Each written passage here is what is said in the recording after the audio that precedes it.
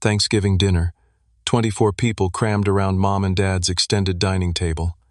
My sister Angela stands up, wine glass raised, face glowing with triumph. "I have an announcement," she declares. "Mom and Dad are signing the family house over to me next week. Christy gets nothing." The room erupts in cheers. Cousins high-five her. Aunt Martha actually applauds. I smile calmly, fork halfway to my mouth, and turn to Dad. "Should I tell them? Or will you?" His fork clatters onto his plate. Angela's face goes white. "Tell us what?" she screams. 6 months before that Thanksgiving dinner, I was sitting in my downtown office debugging a software issue when my phone buzzed. Dad's name flashed across the screen. He never called during work hours. Never. "Christy, we need to talk.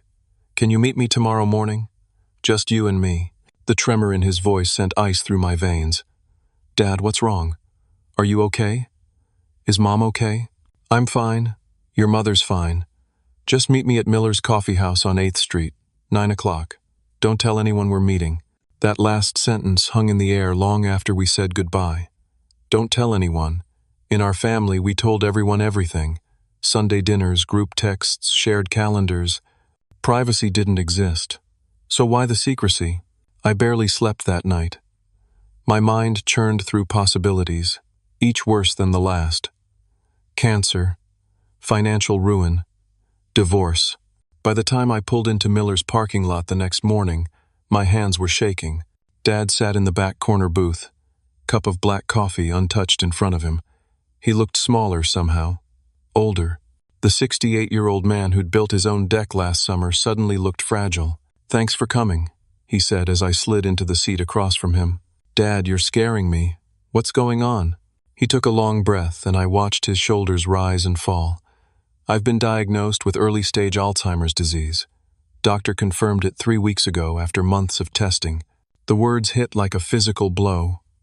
My father, the man who could remember every baseball statistic from the past 50 years, who never forgot a birthday or anniversary, whose mind was sharper than men half his age.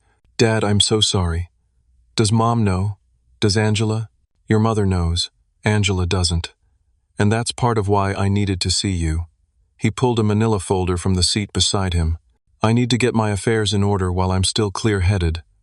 But Christy, something's not right. I've been noticing things. Your mother's been acting strange, secretive.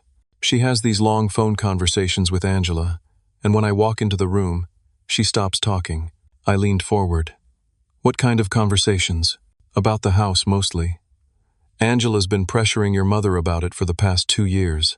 Ever since she got her real estate license, she's been obsessed with property values, development potential, all of it. She keeps telling your mother that she deserves the house because she stayed local while you moved away for your job." "I learned from the best," Derek replied. "You showed me what real strength looks like, not bailing people out, not making things easy, but standing firm on your principles even when it hurts." "Angela visits 3-4 times a week," Dad continued. "She brings groceries, helps with yard work, takes your mother to appointments. On the surface, it all looks wonderful. Dutiful daughter taking care of aging parents. But you don't think that's all it is. I think she's manipulating your mother. I think she's been working on her, wearing her down, making her feel obligated. And Christy, I can't prove it, but I think there's more going on. Money has gone missing from our savings account. Small amounts at first. 500 here, 1,000 there. Now it's bigger. Your mother says she doesn't remember withdrawing it, but the bank shows her signature." My jaw clenched. "How much are we talking about? Over the past 8 months?" "Somewhere around $78,000. The number hung between us like smoke. $78,000. My parents had spent their entire lives saving. Dad worked for the Postal Service for 42 years. Mom had been a school secretary. They'd scrimped and saved every penny, dreaming of a comfortable retirement. Have you confronted Angela? I can't prove she has anything to do with it. And if I accuse her without proof, she'll turn your mother against me. Christy, your mother is terrified of being a burden. Angela's been feeding into that fear. I hear her sometimes, telling your mother about nursing homes, about how expensive care gets, about how children have to sacrifice their own lives to take care of aging parents. Dad pushed the folder across the table. I've been keeping meticulous records of everything. Every bank statement, every withdrawal, every conversation I can document. It's all in here, and I need you to help me protect your mother and our assets. I opened the folder. Inside were months of carefully organized documents, bank statements with highlighted transactions, handwritten notes with dates and times, copies of emails and text messages. I want you to be co-trustee of the family trust, Dad said. I had the paperwork drawn up last week. Mr. Patterson, our attorney, has everything ready. This way, any major financial decisions require both our signatures. Angela won't be able to pressure your mother into anything without our knowledge. So here's my question for you. Have you ever had to set a difficult boundary with someone you love? Have you ever walked away from a relationship because staying was destroying you? How did it turn out? I'd love to hear your stories in the comments below. Not yet. I wanted to talk to you first. Christy, I need to know you're willing to take this on. It might get ugly. Angela won't like being blocked from whatever she's planning. I looked at my father, this man who'd taught me to ride a bike, who'd sat through every school play and baseball game, who'd helped me move into my first apartment. Now he was asking me to protect him. The important lessons usually are, Derek replied. We met with Mr. Patterson that afternoon. The paperwork took less than an hour. I signed my name on line after line, officially becoming co-trustee of the family trust alongside Dad. It felt formal, important, but also somehow sad, like we were acknowledging an ending. There's one more thing you should know, Mr. Patterson said as he gathered the documents. Your father asked me to conduct a property assessment last month. The family house sits on 2 acres that were recently rezoned from residential to commercial. I looked at Dad. What does that mean? It means, Mr. Patterson continued, that the property value has increased significantly. A developer approached your father 6 weeks ago with a preliminary offer. Christy, your family home isn't worth the $500,000 everyone assumes. With the commercial zoning and the location, it's worth approximately $3.7 million. The room tilted. $3.7 million. I'd grown up in that house. I'd learned to walk in that living room, had my first kiss on that front porch, left for college from that driveway. In my mind, it was just home. I'd never thought about it as an asset worth millions. Does Angela know about the rezoning? I asked. Dad shook his head. The rezoning happened 4 months ago. We got the notification in the mail, but I don't think your mother understood what it meant. I certainly didn't until the developer called. I haven't told anyone except Mr. Patterson. If Angela finds out what this property is really worth, he didn't need to finish the sentence. If Angela knew, she'd do whatever it took to get that house. And suddenly, her 2 years of pressure, her constant presence, her manipulation of Mom, it all made horrible sense. I drove home that evening with a knot in my stomach. My sister was plotting something. My father had Alzheimer's. My mother was being manipulated.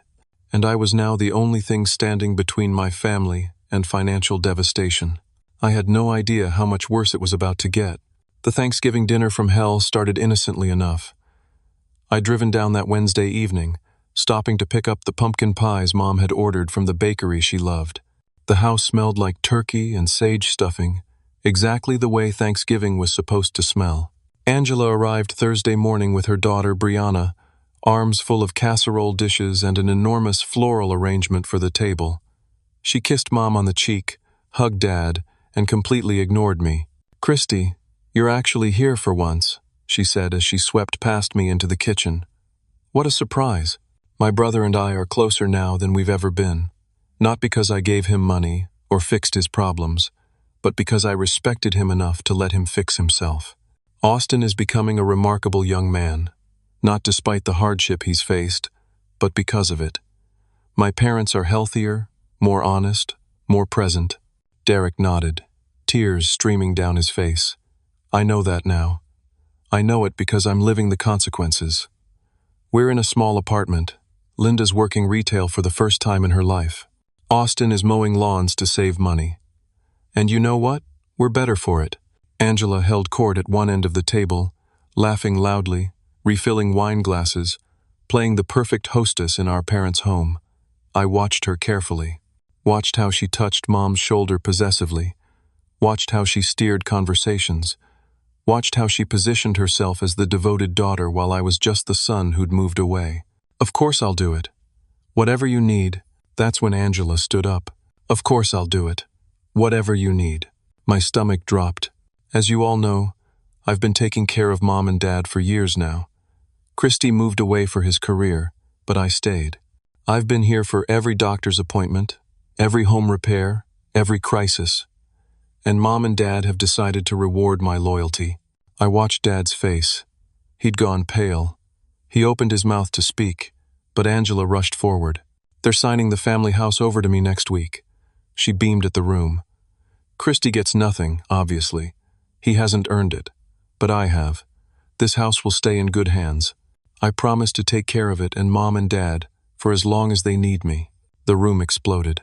Cousins jumped up to hug Angela. Aunt Martha was actually applauding. Uncle Dennis raised his own glass in a toast. To Angela, the daughter who stayed. Everyone drank. Everyone cheered. Everyone except Mom, who looked like she might be sick, and Dad, whose hand trembled as he set down his wine glass. I sat perfectly still, fork halfway to my mouth, watching this performance with something close to awe. Angela had stage managed this perfectly. Public announcement, family pressure, social proof. Now if Mom or Dad tried to back out, they'd look like liars in front of everyone they loved. Brilliant. Cruel, but brilliant. I set down my fork very carefully. Then I smiled. The smile must have looked genuine because Angela smiled back, mistaking my calm for defeat. "Dad," I said clearly, loud enough for everyone to hear, "should I tell them, or will you?" His fork clattered onto his plate. The sound cut through the celebration like a gunshot. Every eye turned to us. Angela's face went from triumphant to confused to white in about 3 seconds. "Tell us what?" Her voice had gone shrill. "What is he talking about, Dad?" Dad looked at me. I gave him a small nod. We'd talked about this possibility. We'd planned for it. But I could see in his eyes that he hadn't expected it to happen quite like this, quite so publicly. "Angela," he said slowly, "I never agreed to sign the house over to you." The room went silent. "What?" Angela's voice cracked. But Mom said, "Mom, tell them." All eyes swung to Mom. She looked down at her plate, shoulders hunched. "Helen?" Aunt Martha prompted. "What's going on?" Mom's voice came out barely above a whisper. I wrote Angela a letter 3 years ago, after my knee surgery. I was on pain medication and she was helping me so much, and I told her. I promised her the house. "I never saw this letter," Dad said firmly. "Helen, did you show this to me?" "There," she promised me, in writing. I leaned over to look at the letter. It was handwritten on Mom's stationery, dated 3 years earlier. The handwriting was shaky, barely legible in places. "Dear Angela, I want you to know how grateful I am for all your help. When the time comes, your father and I want you to have the house. You've earned it. Love, Mom." "I never saw this letter," Dad said firmly. "Helen, did you show this to me?" Mom shook her head, tears starting to roll down her cheeks. I don't remember writing it. But that's my handwriting." "Because you were high on pain pills," I said. "Dad, when was Mom's knee surgery?" "August 3 years ago. She was on OxyContin for 2 weeks. The doctor said she might not remember much from that time." Angela's face flushed red. "So what? She wrote it. It's a promise. Christy, you can't just swoop in after being absent for years and steal what's rightfully mine." Uncle Dennis stood up. "Christy, this is low. Your sister has been taking care of your parents. You've been 3 hours away, living your life, while she's been doing the hard work. You should be ashamed of yourself." Other voices joined in. Cousin Rachel called me selfish. Cousin Mark said I was only interested now because of the property value. Aunt Martha said I'd always been the ungrateful child. The accusations piled up like stones. Each one landed heavier than the last. I sat there and took it, watching my family turn against me, watching Angela's satisfied smile grow wider. "There's more you all need to know," I said quietly. "But not here. Not like this. No! Angela slammed her hand on the table. Say it now. Say whatever lies you're planning to tell. Angela. Dad's voice cut through the chaos. Enough. But she wasn't done.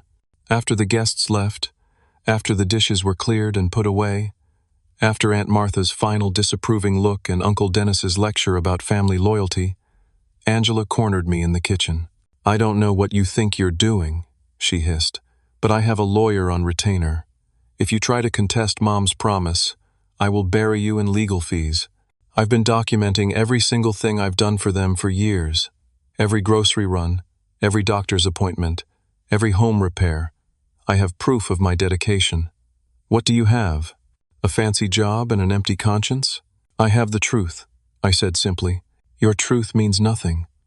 This family sees who's really been here. And it's not you. She stepped closer, and I could smell wine on her breath. I've already measured the house for renovations. I've already promised Brianna she'll inherit it someday. This is happening, Christy. You can either accept it gracefully or tear this family apart fighting me. But either way, I'm getting that house. She stormed out, leaving me alone in the kitchen with the leftover turkey and the ruins of what had once been a happy Thanksgiving. I started to load the dishwasher, my mind spinning through options, when I heard soft footsteps behind me. Mom stood in the doorway, mascara running down her face. Christy, I need to tell you something. I turned off the faucet and gave her my full attention. Angela has been. Mom's voice broke. She tried again.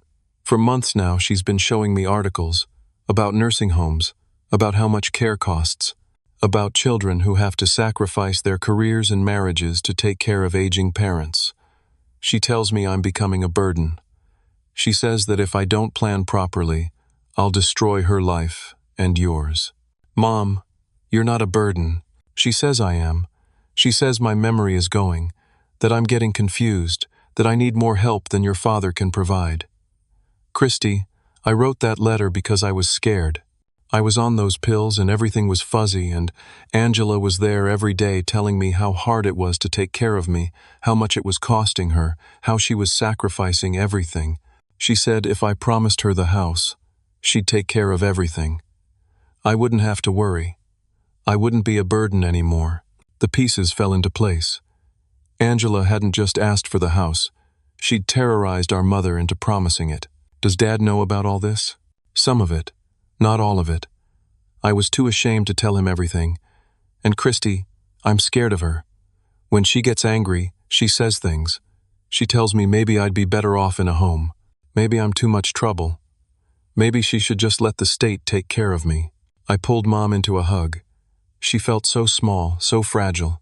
This woman who'd been my rock growing up, who'd bandaged my scraped knees and stayed up all night when I had the flu, was being terrorized by her own daughter. Mom, I'm going to fix this. I promise you. But I need you to trust me, okay? Can you do that? She nodded against my chest. I should have called you sooner. I should have told you what was happening. You're telling me now. That's what matters. After Mom went to bed, I sat in my old bedroom and stared at the ceiling. The same ceiling I'd stared at as a kid, as a teenager, as a college student home for the holidays. This house held every memory of my childhood, and Angela was trying to steal it through manipulation and fear. My phone buzzed. A text from Dad. Did your mother talk to you? Yes, I typed back.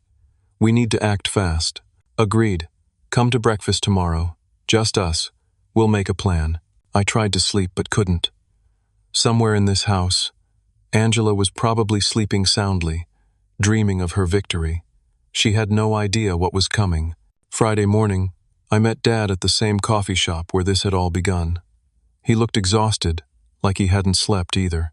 Your mother told me everything last night, he said without preamble.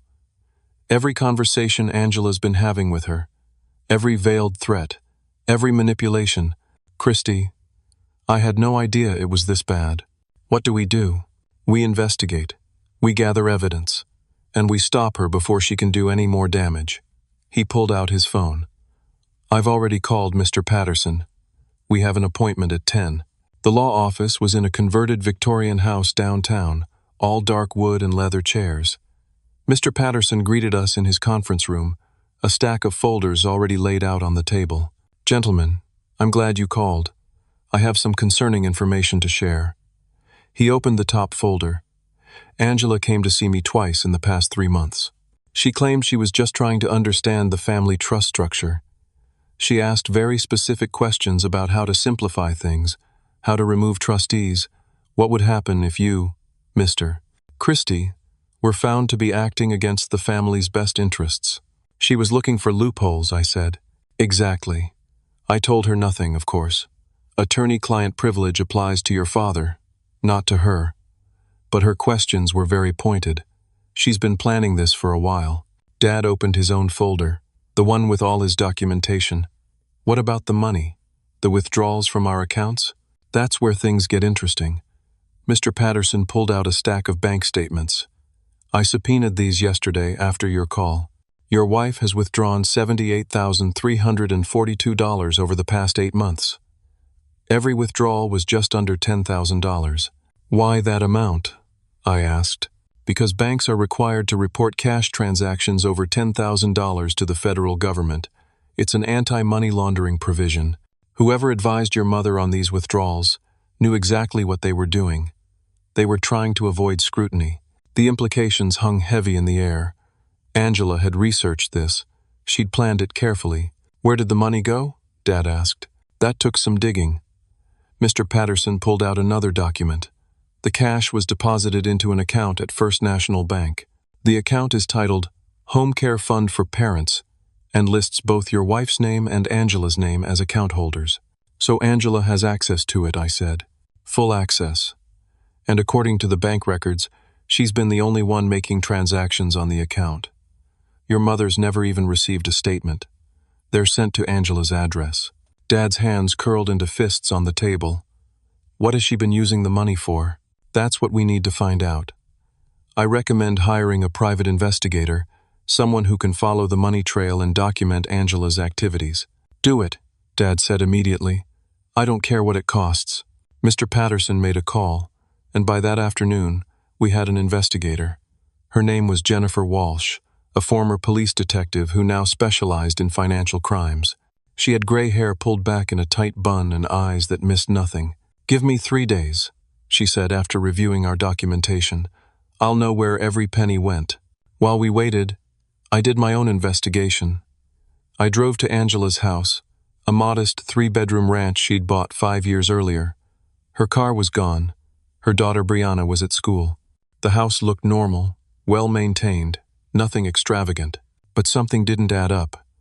Angela worked as a real estate agent, but the market had been slow. According to her public social media, she hadn't closed a sale in 4 months. So how was she affording her lifestyle? I spent the next 2 days watching. I know it sounds creepy, but I needed to understand what we were dealing with. I watched Angela leave her house each morning in expensive workout clothes. I watched her meet friends for lunch at restaurants that cost $50 a plate. I watched her get her nails done, her hair colored, her car detailed. None of it proved anything, but it painted a picture of someone living well beyond their means. On the 3rd day, Jennifer Walsh called. "You need to come to my office." Now, Dad and I sat across from her desk while she laid out photographs like playing cards. "Your sister purchased a Range Rover 3 weeks ago," Jennifer said, sliding the first photo across. It showed Angela at a luxury car dealership, signing paperwork, $65,000. Paid in cash. The next photo showed Angela at an upscale boutique, arms full of shopping bags, designer clothes. I tracked her credit card statements. In the past 6 months, she spent $18,000 on clothing alone. More photos. Angela at a spa. Angela boarding a plane. Angela at a beachfront resort. "She took a vacation to Hawaii last month," Jennifer continued. "First-class flights. 5-star hotel. 7 days. Cost approximately $12,000. Dad's face had gone from pale to red. "That's our money. That's our retirement." It gets worse. Jennifer pulled out a manila folder bulging with documents. "Remember that home care fund account? I tracked every transaction. In 8 months, Angela has withdrawn $62,000 for personal use. The receipts she's been showing your wife, claiming they're for groceries and prescriptions and home repairs, they're fake. She spread out a series of receipts across the desk. They looked professional, printed on thermal paper, dated and itemized. These are fabricated, Jennifer said. I contacted every business listed on these receipts. None of them have any record of these transactions. Angela has been using graphic design software to create fake documentation. I picked up one of the receipts. Morton's Hardware. Home repairs and supplies, $840, $3. It looked completely legitimate. She's good, Jennifer admitted.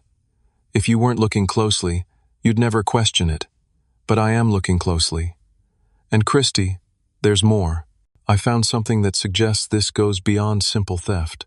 She pulled out her laptop and turned it toward us. On the screen was a document, a purchase agreement. She took a vacation to Hawaii last month, Jennifer continued. First-class flights, 5-star hotel, 7 days, cost approximately $12,000. Dad leaned forward, squinting at the screen. But she doesn't own the property. How can she sell it? She can't. But look at this. Jennifer pointed to a signature line. She's representing herself as having power of attorney for both you and your wife. This signature here? It's supposed to be yours. It was a decent forgery, not perfect, but good enough that it might pass a casual inspection. She forged my signature? Multiple times. I found 3 different documents with your forged signature, all related to this sale. The closing is scheduled for 6 days after the trust signing she thinks is happening next week. Her plan appears to be, get the house transferred to her name through your wife, immediately sell it to Braddock Development, take the money, and disappear. Disappear? I repeated. Jennifer pulled up another browser window. She put a deposit down on a beachfront condo in Charleston, South Carolina, $250,000, non-refundable. The condo closes 30 days after the property sale. The room spun. This wasn't just theft. This was a comprehensive plan to steal millions of dollars and abandon our parents. What about Mom and Dad? I asked. What was she planning to do with them? Jennifer's expression darkened. I found browser history on Angela's laptop. I can't legally use it in court, but I can tell you what I saw. She's been researching state-funded nursing homes, the bare minimum facilities, places with 1-star reviews and abuse complaints. She's also been looking into how to have someone declared mentally incompetent. Dad made us sound like he'd been punched. She was going to take the money and dump us in the worst facility she could find, he said quietly, and probably have us declared incompetent so we couldn't fight back or access any remaining funds. That's my assessment, Jennifer said. Mr. Christie, your sister isn't just greedy, she's dangerous, and you need to stop her before that closing happens. We left Jennifer's office with 3 boxes of evidence: photographs, bank statements, forged documents, fake receipts with metadata showing they'd been created on Angela's computer, browser history, travel records, everything we needed to prove exactly what Angela had been planning. We could go to the police right now, I said as we loaded the boxes into Dad's truck. No, Dad said firmly. I want her to understand what she's done. I want her to see it all laid out in front of her. I want her to know that we know. Then we go to the police. Dad, she might run if we tip her off. She won't run. She thinks she's already won. Her arrogance will be her downfall. He closed the truck bed and turned to me, set up a family meeting. Tell Angela we're ready to do the trust signing. Make it seem like we're giving in. Invite everyone who was at Thanksgiving. I want witnesses to everything. Are you sure? He looked at me with an expression I'd never seen before. Not anger exactly, something colder, more final. I raised that girl. I changed her diapers and taught her to ride a bike and paid for her college education. I loved her with everything I had, and she was planning to lock your mother and me away in some hellhole facility while she lived on our money. Yes, Christy, I'm sure. I want her to see exactly what she's destroyed. I made the calls that afternoon. Angela answered on the first ring. Dad pushed the folder across the table. I've been keeping meticulous records of everything. Every bank statement, every withdrawal, every conversation I can document. It's all in here. and I need you to help me protect your mother and our assets." Dad and I talked. "You're right. You've been here. You've helped. I've been absent. If Mom wants you to have the house, then that's what should happen." Silence on the other end. Then, "You're serious?" "I'm serious. Dad wants to do the trust signing next Thursday at Mr. Patterson's office. He wants the whole family there. Can you make it?" "Of course I can make it." Her voice had gone syrupy sweet. "Christy, I'm so glad you're being reasonable about this. This is what's best for everyone. You'll see." "Yeah," I said. "I'm sure I will." After I hung up, I looked at Dad. "It's done. Thursday at 2 o'clock. "Good." He opened one of the evidence boxes and pulled out a photo of Angela at the car dealership, smiling as she accepted the keys to her new Range Rover. 6 more days. Then she answers for what she's done. The weekend passed in a blur of preparation. Dad and I met with Mr. Patterson 3 times, going over every detail, planning every word, anticipating every possible reaction. Jennifer Walsh delivered her final report, a comprehensive document that laid out Angela's crimes in devastating detail. Sunday evening, I sat down with Mom privately. She needed to understand what was going to happen, what we were going to reveal.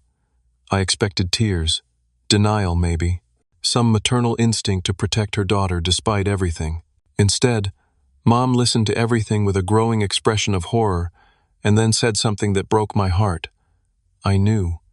Deep down, I knew something was terribly wrong. I just didn't want to believe my own daughter could do this to us. "Mom, none of this is your fault, isn't it? I wrote that letter. I made those withdrawals. I signed those bank forms. While being manipulated and coerced, while on medication, while being told you were a burden and needed to make amends. Mom, Angela weaponized your love and your fear. That's not on you." She wiped her eyes. "What happens on Thursday?" "Justice," I said simply. "Angela thinks she's coming to collect her prize. Instead, she's going to face the truth of what she's done. Will she go to jail?" The question hung between us. Would I really do that to my own sister?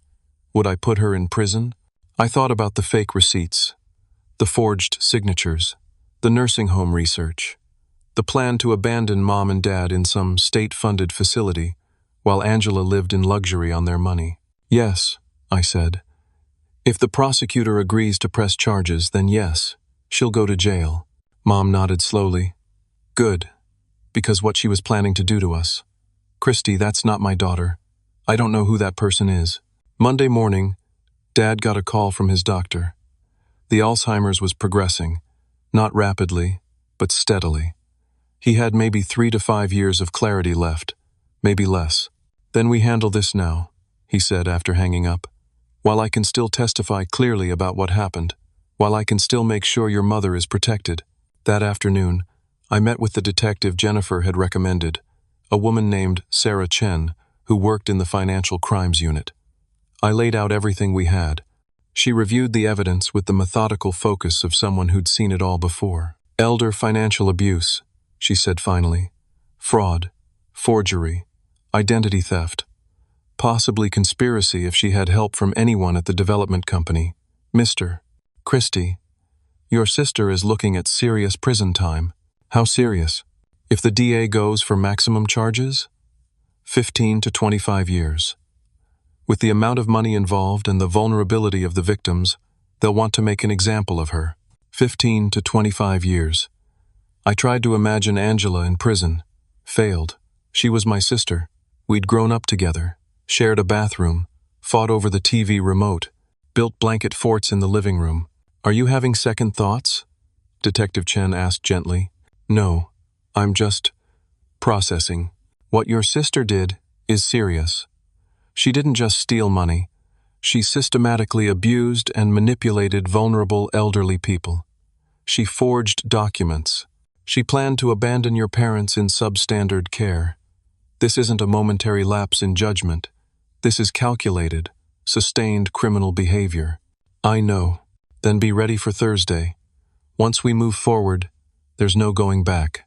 I spent Monday night going through old photo albums, pictures of Angela and me as kids, Halloween costumes and birthday parties. Her high school graduation, her wedding, the birth of her daughter Brianna. Where had it gone wrong? When had my sister become someone capable of this level of cruelty? Or had she always been this way, and I just never noticed? Tuesday, Angela texted me. Thanks again for being reasonable.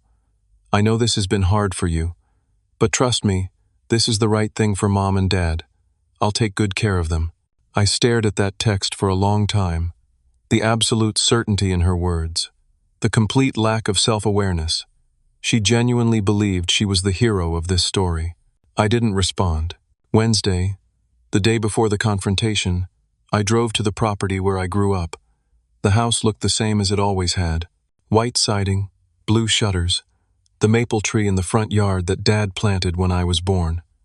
But now I saw it differently, not as home, but as the thing that had broken my family apart. $3.7 million.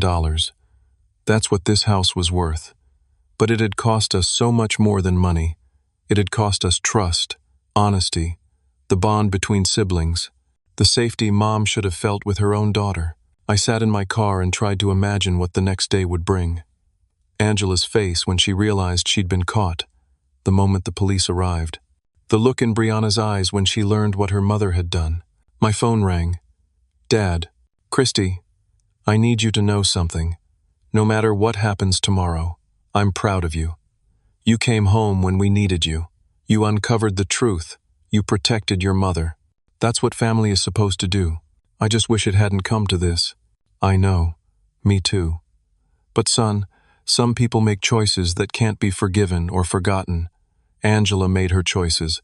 Now she has to live with the consequences. Thursday morning arrived cold and clear. I put on a suit, which felt absurdly formal for what was essentially the destruction of my family. But Mr. Patterson had insisted. This is a legal proceeding, he'd said. We treat it with appropriate gravity. I picked up Dad at 11. Mom was staying home. She couldn't bear to watch Angela's downfall in person. Are you ready? I asked as Dad climbed into my car. He looked at me with red-rimmed eyes. No, but we're doing it anyway. Mr. Patterson's conference room had been set up like a courtroom, a long table at the front for the attorneys, chairs arranged in rows for family members, a podium for presentations. He'd taken this seriously. Angela arrived first, dressed in an expensive cream-colored suit I'd never seen before, probably bought with Mom and Dad's money. She had her hair professionally styled. Diamond earrings sparkled at her ears. She looked like someone preparing for a celebration. Behind her came Brianna, 17 years old and uncomfortable in a dress. The girl kept glancing at her mother with an expression I couldn't quite read. Confusion, maybe, or concern. Then the rest of the family filed in. Uncle Dennis and Aunt Martha, cousins Rachel and Mark, Aunt Susan, Uncle Tom, everyone who'd been at Thanksgiving, plus a few others. 15 people total, all crammed into Mr. Patterson's conference room. Angela worked the room like a politician, shaking hands, accepting congratulations, thanking people for their support. She caught my eye across the room and gave me a satisfied smile. This is going to be wonderful, she said to Aunt Martha, loud enough for me to hear. I've already started planning renovations. The house has so much potential. And of course, Mom and Dad will be well taken care of. I stayed silent, standing against the back wall with Dad beside me. At exactly 2 o'clock, Mr. Patterson called the room to order. Everyone found their seats. Angela sat front and center, Brianna beside her. Dad and I remained standing in the back. Thank you all for coming, Mr. Patterson began. We're here today to discuss the family trust and the future of the family property. However, before we proceed, there are some matters that need to be addressed. Angela shifted in her seat. Can we just get to the signing? I have a lot to do this week. I'm sure you do, Mr. Patterson said dryly. But first, I need to review the property in question. The family home sits on 2 acres of land. Due to recent rezoning, the property value has increased substantially. He clicked a button, and a presentation appeared on the screen behind him. Property records, zoning maps, assessment documents. The current appraised value of this property is $3.7 million. The room gasped. Multiple people turned to look at Dad. Aunt Martha's hand flew to her mouth. Angela's face flickered through several expressions. Shock, then calculation, then a forced smile. Well, that's wonderful news. Mom and Dad, I had no idea the property was worth so much. But don't worry, I'll make sure you're taken care of. I'm sure you will, I said from the back of the room. Her eyes snapped to me. What's that supposed to mean? It means, I stepped forward, that we know about your deal with Braddock Development, the purchase agreement you signed for $4.1 million, the closing date scheduled for next week. Every eye in the room fixed on Angela. She went very still. I don't know what you're talking about. Really? Because I have the contract right here. I pulled out a folder and handed it to Mr. Patterson, who displayed it on the screen. There it was. Angela's signature, the agreed price, the closing date, and most damningly, the section where she claimed to have power of attorney for both Mom and Dad. This is a misunderstanding, Angela said quickly. I was just exploring options for Mom and Dad's future, in case they decided to sell. Exploring options by forging Dad's signature? I pulled out another document, the power of attorney paperwork with Dad's forged signature. Mr. Patterson put it on the screen next to a sample of Dad's real signature.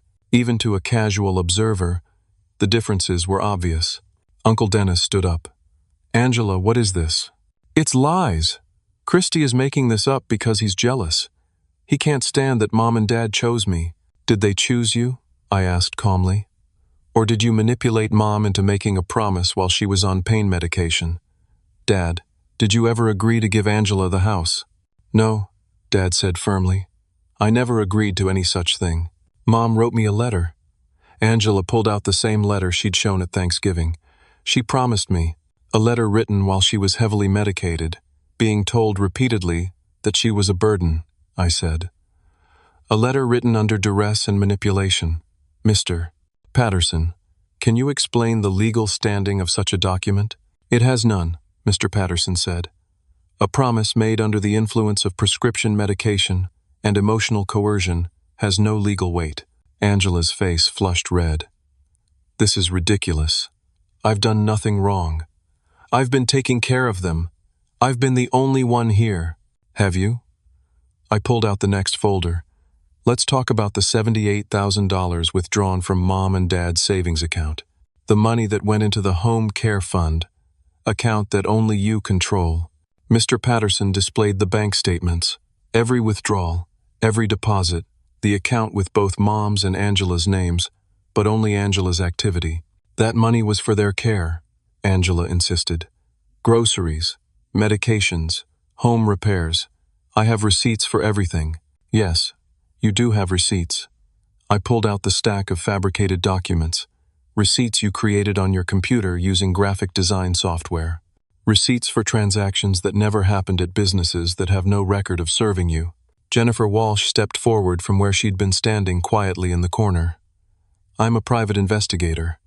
I contacted every business listed on these receipts. None of them have any record of these transactions. The metadata on these digital files shows they were created on a computer registered to Angela's home address. The room erupted, voices overlapping. Aunt Martha demanding explanations. Uncle Dennis looking between Angela and me in disbelief. Where did the money really go, Angela?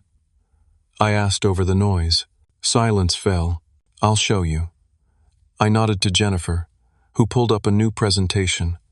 The Range Rover purchase, the Hawaii vacation, the designer shopping sprees, the spa treatments, the country club membership. Every fraudulent expense, documented with photographs and receipts. $62,000 spent on personal luxury items, while telling Mom and Dad you were sacrificing everything to care for them, I said, while researching state-funded nursing homes to dump them in after you took their money. That's not true, Angela shouted, but her voice had lost its conviction. Isn't it? I pulled out the final piece of evidence. Printed browser history, screenshots of nursing home websites. You researched facilities. You looked into how to have someone declared mentally incompetent. You planned this down to the last detail. Brianna stood up, tears streaming down her face. Mom, please tell them this isn't true. Angela looked at her daughter. For a moment, I thought she might confess, might show some remorse. Instead, she pointed at me. This is all his fault. He's been planning this. He wants to steal their money for himself. He's been poisoning them against me. Actually, a new voice said from the doorway, he's been trying to protect them. Detective Sarah Chen stepped into the room, followed by another uniformed officer. Angela's face went white. What is this? Angela Morrison, you're under arrest for elder financial abuse, fraud, forgery, and identity theft. Detective Chen pulled out handcuffs. You have the right to remain silent. No. Angela backed away. This is insane. I didn't do anything wrong. Dad, tell them. Dad stood up slowly. His face was wet with tears. You planned to lock us away in some terrible facility. You stole our money. You forged my signature. You manipulated your mother until she was terrified of being a burden. Angela, I don't even know who you are anymore. I'm your daughter. Angela's voice cracked. I stayed. I helped. I earned that house. You earned a prison sentence, Detective Chen said. She moved forward with the handcuffs. Angela bolted. She actually tried to run, pushing past Aunt Martha, heading for the door. But the uniformed officer was already there. In seconds, she was restrained, handcuffs clicking into place. This isn't over, Angela screamed as they led her toward the door. I'll fight this. I'll prove Christy made it all up. You'll see. Brianna sobbed openly. Aunt Martha held her, stroking her hair. Uncle Dennis sat down heavily, his face gray. As Angela was led out, still screaming threats and accusations, the room fell into shocked silence. Mr. Patterson cleared his throat. I think we should adjourn for today. Nobody argued. The aftermath of Angela's arrest spread through our family like wildfire. Within hours, everyone knew. Within days, it was the only topic of conversation. Aunt Martha called me that evening, her voice shaking. Christy, I'm so sorry. At Thanksgiving, I said terrible things to you. I had no idea what Angela was really doing. It's okay, Aunt Martha. It's not okay. I should have questioned her. I should have wondered why she was so eager to get that house. But she played the dutiful daughter so convincingly, and you were far away, and I just assumed. You assumed the best of your niece. That's not wrong. Still, I'm sorry, and I'm proud of what you did. Protecting your parents like that took courage. Uncle Dennis called next. Then Cousin Rachel. Then Cousin Mark. One by one, everyone who'd sided with Angela at Thanksgiving called to apologize, to express shock, to say they should have known better. I accepted each apology gracefully, but inside, I was still angry. Where were these people when Mom was being terrorized? When Dad was watching his daughter steal from them? When Angela was systematically destroying our parents' sense of security? But I kept those thoughts to myself. The family was fractured enough without me adding to the damage. The hardest call was from Brianna. Uncle Christy? Her voice was small, broken. Can I talk to you? Of course, sweetie. Did Mom really do all those things? The fake receipts and the forged signatures and the nursing home plans? Did she really? I took a breath. Yes. I'm sorry, but yes. I feel so stupid. I believed her. She told me Grandma and Grandpa wanted her to have the house. She said it was all arranged. She even told me I'd inherit it someday, I thought. I thought she was just being a good daughter. It gets worse. Jennifer pulled out a manila folder bulging with documents. Remember that home care fund account? I tracked every transaction.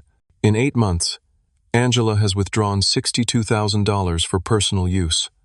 The receipts she's been showing your wife, claiming they're for groceries and prescriptions and home repairs, they're fake. What's going to happen to her? I don't know yet. That depends on the district attorney and what charges they decide to pursue. Will she go to prison? Probably. Yes. Silence on the other end. Then, good. That single word carried so much pain.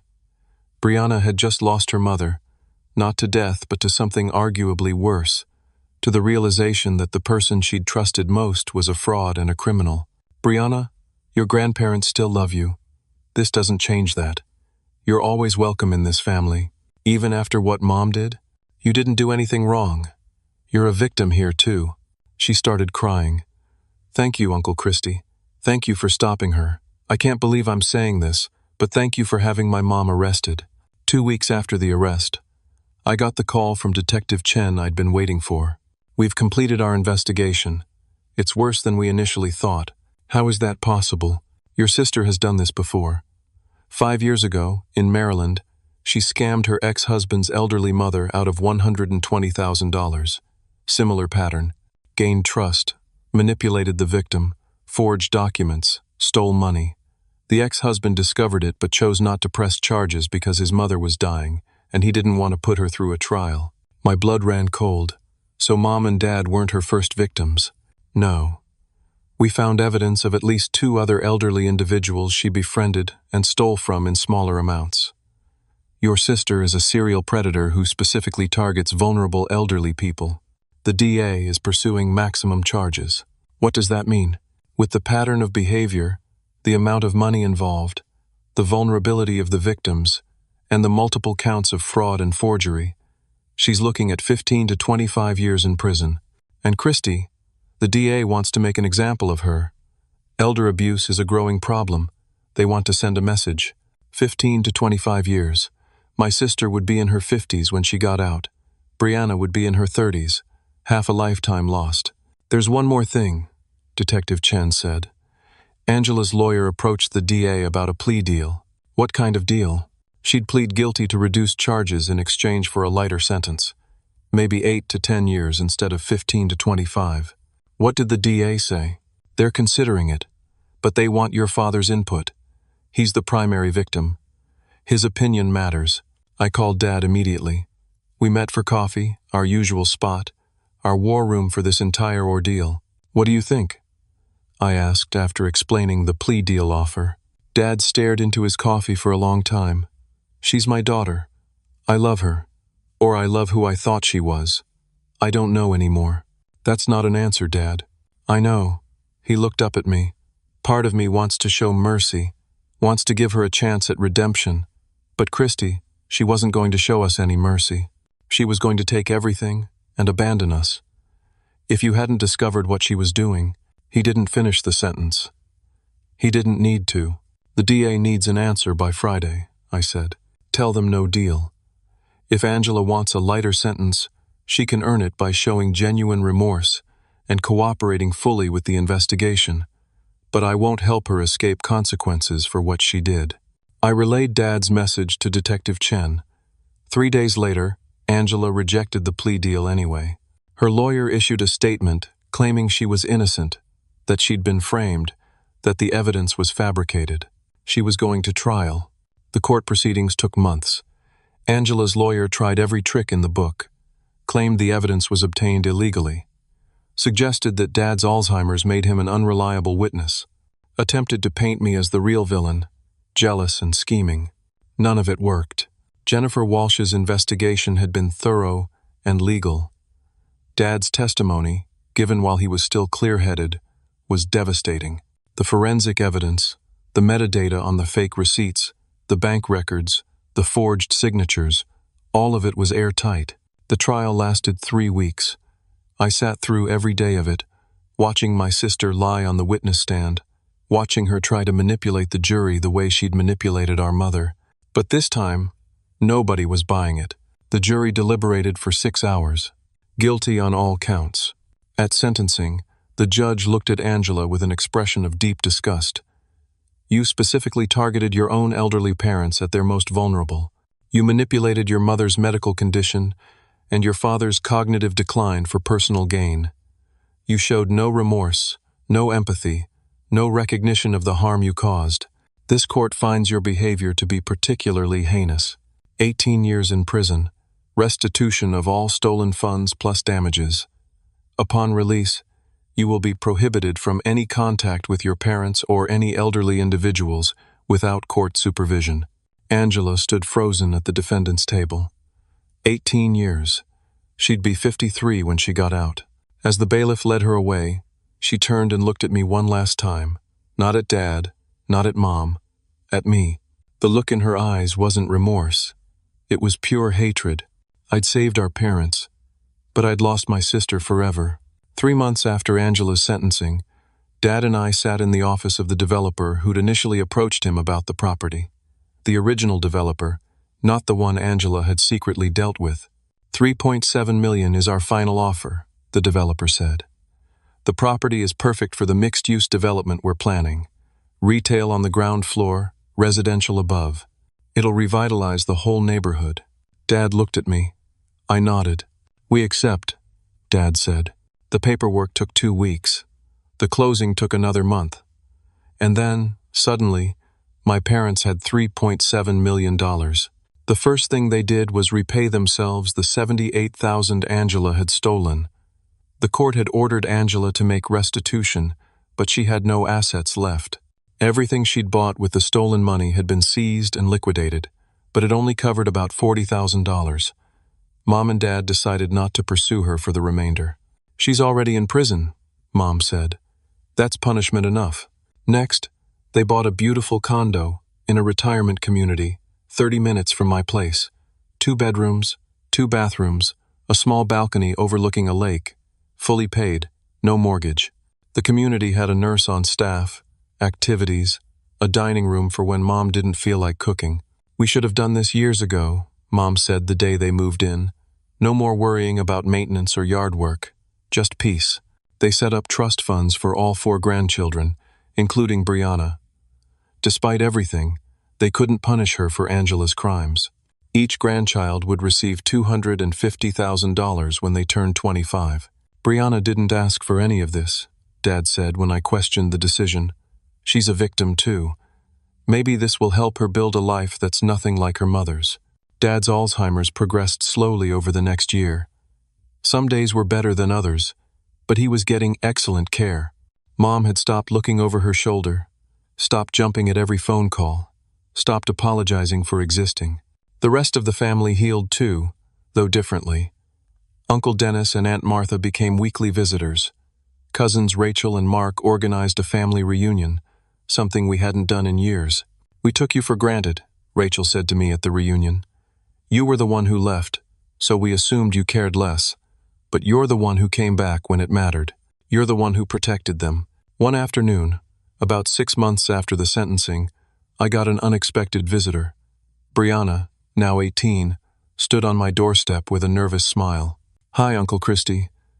I hope it's okay that I came by. Of course. Come in. We sat in my living room, and she twisted her hands in her lap. I start college next month. State University. I'm majoring in social work. That's wonderful, Brianna. It's because of what happened, with Mom and Grandma and Grandpa. I want to help people like them, vulnerable people who get taken advantage of. I want to be the person who notices when something's wrong. Your grandparents would be so proud of you. I wrote Mom a letter. Did you know that? I shook my head. I told her I loved her, that she's still my mom. But I also told her what she did was unforgivable, that she needs to spend her time in prison figuring out how to be a better person. I don't know if she read it. The prison said it was delivered, but she hasn't responded. I'm sorry, sweetie. Don't be. I needed to say it, whether she hears it or not. And Uncle Christy, I wanted to say thank you. If you hadn't stopped her, who knows what she would have done next.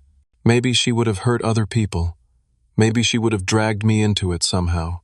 You saved Grandma and Grandpa, but you might have saved me too. After Brianna left, I sat on my porch and thought about everything that had happened. The discovery of Dad's Alzheimer's, the investigation, the confrontation, the trial, the rebuilding.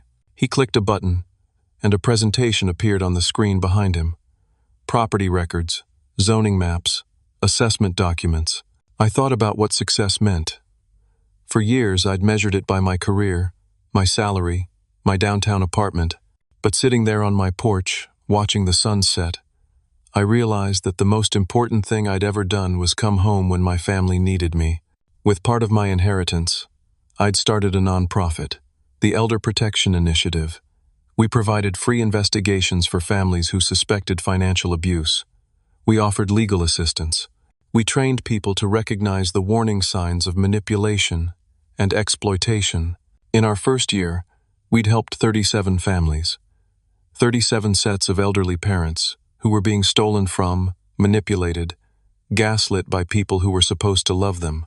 Every case reminded me of Mom and Dad, and every case I solved felt like I was honoring what they'd been through. Dad's 75th birthday fell on a warm Sunday in September. We gathered at his and Mom's condo for a small party. Just family, no drama, no hidden agendas. After dinner, as we sat around eating cake, Dad asked me to say something. "You're better with words than I am," he said with a smile. I stood up, looking around at the faces of people I loved. Uncle Dennis and Aunt Martha, cousins Rachel and Mark, Brianna, home from college for the weekend, and Mom and Dad, sitting side by side on their couch, holding hands. "I've been thinking a lot about what family means," I began. "For a long time, I thought it was about biology, about shared history, about the people you grow up with, and all of that's part of it. But what happened to us taught me that family is really about something else." I looked at Dad. "It's about integrity. It's about protection. It's about doing what's right, even when it's the hardest thing you've ever done. It's about standing up to people you love when they're on a destructive path, not because you want to hurt them, but because you can't stand by and watch them hurt others." I learned that being a good son isn't about living nearby or visiting every week, though those things are important. Being a good son means being there when it matters. It means having uncomfortable conversations. It means confronting hard truths. It means choosing to protect the vulnerable even when the threat comes from someone you care about. I raised my glass. "Dad, you trusted me enough to make me co-trustee. You trusted me enough to act when you sensed something was wrong. That trust changed everything. It gave me the tools to protect you and Mom, and it taught me what real strength looks like. Mom, your courage in finally telling the truth, even though you were scared, even though Angela had made you feel like a burden, that courage saved you. It saved both of you. What Angela did was terrible, but in a strange way, it taught us what matters, not property or money or inheritance. What matters is dignity, respect, ensuring that the people who spent their lives building something beautiful get to finish their journey with peace and security. This house was never really about the house. It was about making sure two people I love could live out their years safely, comfortably, without fear. And we did that, together. I turned to address everyone. To anyone watching someone they love age, here's what I learned. Trust your instincts. If something feels wrong, it probably is. Ask questions. Get involved. Don't assume that geographic proximity equals moral superiority. Love is about action, not location. Protect your vulnerable family members fiercely. Check in on them. Review their finances. Know who's helping them and why. And if you discover someone is taking advantage, act immediately. Call the authorities. Get legal help. Don't let shame or family loyalty stop you from protecting someone who can't protect themselves. Greed destroys families, but truth and courage can rebuild them. We're proof of that. We almost lost everything to someone who valued money over love, but we're still here, stronger, wiser, more grateful for each other. I raised my glass higher. Happy birthday, Dad. Thank you for trusting me. Thank you for teaching me what it means to fight for the people you love. Here's to many more years together, living the life you and Mom worked so hard to build. Everyone drank. Mom wiped tears from her eyes. Dad stood up and pulled me into a hug. "I'm proud of you, son," he whispered. "So damn proud." As the party wound down and people started leaving, I stood on the balcony looking out over the lake. Brianna joined me. "That was a good speech," she said. "Thanks. Do you ever regret it? Having Mom arrested?" I thought about it honestly. Sometimes. But then I remember what she was planning to do to your grandparents. I remember the nursing home research and the forged documents and the plan to take everything. No, I don't regret it. I regret that it was necessary. I regret that she made choices that led to that moment. But I don't regret protecting people who needed protection. I think I understand that now. For a long time I was angry at you. But Mom made her own choices. You just stopped her from destroying more lives. You're going to do important work, Brianna. Helping people like your grandparents. Making sure they're safe. She smiled. That's the plan. Inside, I could hear laughter. Dad telling a story. Mom's voice chiming in with corrections. the sound of a family that had been broken and put itself back together. I thought about Angela, sitting in a prison cell 200 miles away. I'd tried to visit once. She'd refused to see me. Her lawyer said she still maintained she'd done nothing wrong, that she was the victim of a conspiracy. Maybe someday she'd understand. Maybe someday she'd feel genuine remorse for what she'd done. Maybe, in 18 years, she'd walk out of prison a changed person. But that was her journey. Mine was here, with the family I'd protected and the parents I'd saved. As I watched the sun set over the lake, I realized something profound. Success isn't measured in salary or square footage or property value. It's measured in the people you protect, the stands you take, and the courage you show when everything is falling apart. I'd come home when my family needed me. I'd uncovered a terrible truth. I'd fought to protect vulnerable people from someone who should have loved them. And in doing that, I discovered something about myself I never knew was there. I was stronger than I thought, braver than I believed, and willing to sacrifice a relationship to prevent harm to people I loved. That was the real inheritance my parents had given me. Not property or money, but values, integrity, the understanding that some things are worth fighting for, even when the fight costs you everything. Behind me, Dad called my name. "Christy, we're cutting the second cake. Get in here." I turned away from the sunset and walked back inside to my family. The family I'd saved. The family that was learning to trust again.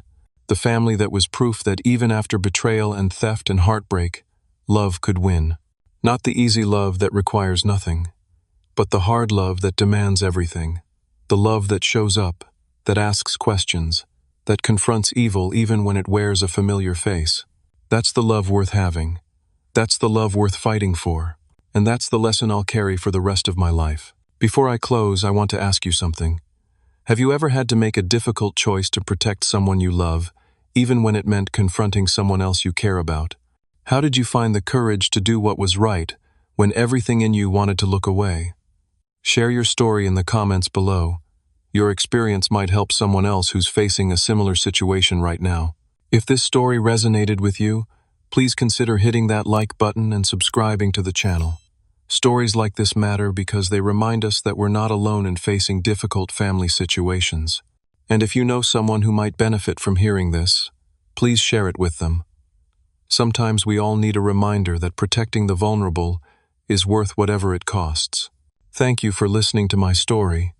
I hope it encourages you to trust your instincts, ask hard questions, and stand up for what's right, even when it's painful. May you have the courage to protect the people you love, and may you never have to face what my family faced. But if you do, I hope you'll remember that truth and courage can rebuild what greed destroys. Take care of each other out there.